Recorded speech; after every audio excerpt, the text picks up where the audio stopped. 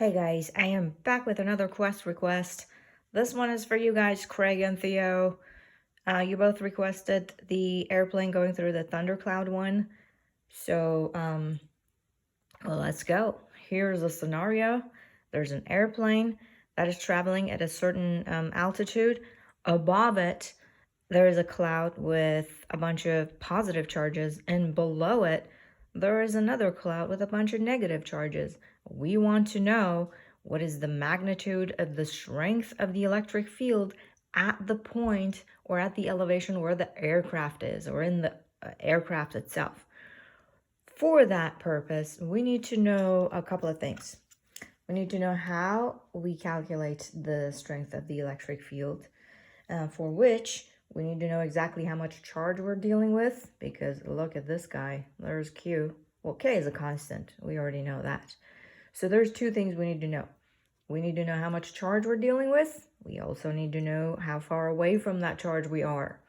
If we know these two quantities, we are good to go. And in this scenario, we know.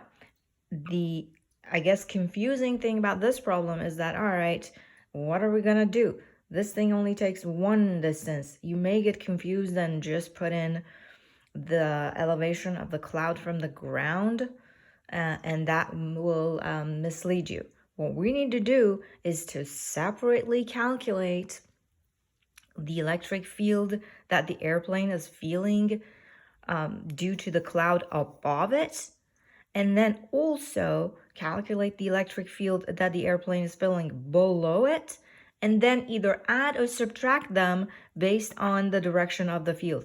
Well, in this case, we're going to add them because look, as we hopefully know, electric field lines go out of the positive and into the negative. So all the directions of the electric field lines are going to be like that. So at the point where the aircraft is, the airplane is seeing like an arrow pointing down from the cloud above it, and then another arrow pointing down from the cloud below it. So at the point of the aircraft, we need to add those two. All right, now that we have the strategy, we can just do some plugging and chugging in this equation and get it done. All right, so we're gonna have to do this song and dance twice, as I said. Once for the cloud above and once for the cloud below. Note that the cloud above is 34 coulombs of charge, and it's located, what is 4,400 minus 2,200? 2,200 meters above, whereas the cloud below has both more charge and it's closer. It's like 1,450 meters below the airplane. So this guy is going to win. This guy's going to have more amount of charge, amount of field, at the end of the day. But let's actually figure out the exact values. I've actually done that. If you put in values for the charge and the distance, we know the distance by subtracting the elevation of the charge source from the elevation of where our point of interest is, in which case we have an airplane here. So from the above cloud, we are seeing this amount of field.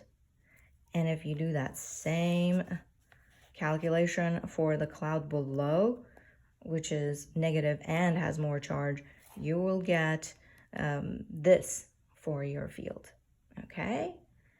And to get the strength of the electric field at the location of the aircraft, we have to add these. Why? Because as we said, both of these field lines are pointing to down, like they're both down pointing arrows, if I may, right? So they agree in their direction, therefore we're going to add them. If I add this value to that, I am going to get, for my final answer, 294,049.45 newtons per coulomb, and that's your final answer. One thing that is in your request is that it might require you to put in the units for strength of the electric field in units of volt per meters.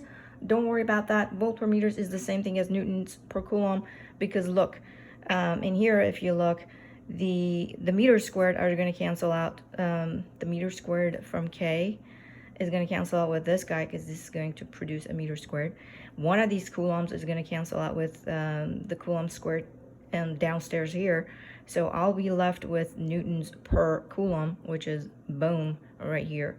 So for now, just note that newtons per coulomb is the same thing as volt per meters. We're going to get into volts when we study electric potential. So for now, leave it at newtons per coulomb and be happy about it. I guess that was it. I hope this was helpful. Keep the requests coming. Cheers.